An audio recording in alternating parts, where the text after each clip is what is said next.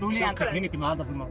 اقول ان انا مبسوطه قوي، يعني دير جاست من اهم المهرجانات اللي بتتعمل في مصر، وحاجه تكبر القلب وتشرفني ان انا اكون النهارده، مع ان اتكرمت فيها من 10 سنين. فمبسوطه جدا وبشكرهم، وبشكر كل الجمهور اللي دعمني.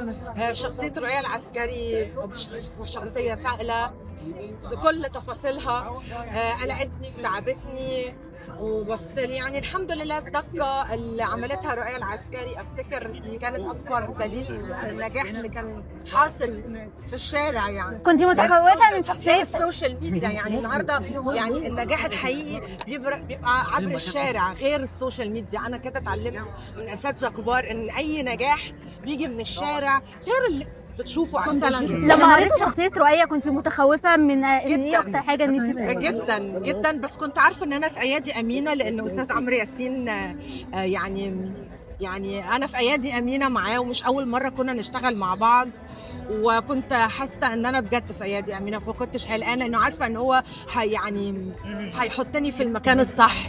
حب الجمهور المصري ليكي مميز جدا، بتشوفي ازاي الحب ده وتفاعلهم معاكي؟ عارفه دي حاجه، ده سحر كده، كيمياء حلوه، مش عارفه اوصفها، ناس كتير بيحسدوني عليها. انت كنيكول في شخصيه رؤية بتشوفي ان هي كان عندها حق، او بتحاولي ان انت تطلعي لها دوافع، ولا انت شايفه ان هي لا شخصيه شريره وان هي خليل كنتوا تقولوا ده، مش انا اللي احنا بنعرف